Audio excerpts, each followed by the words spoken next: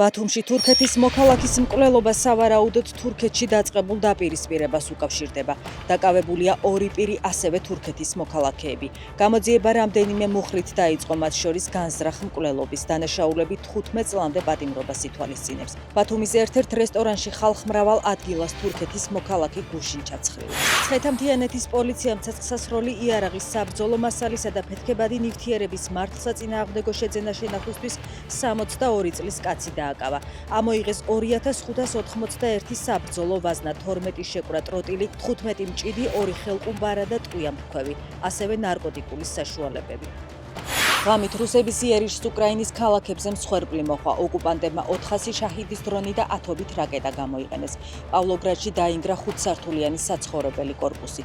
ოდესაში დაბომბეს 9-სართულიანი კორპუსი, დაიღუპა 1 და დაშავდა 6 ადამიანი, მათ შორის 1 ბავშვი. კიევში საჰაერო იერიში მიიტანეს დასახლებულ უბნებზე.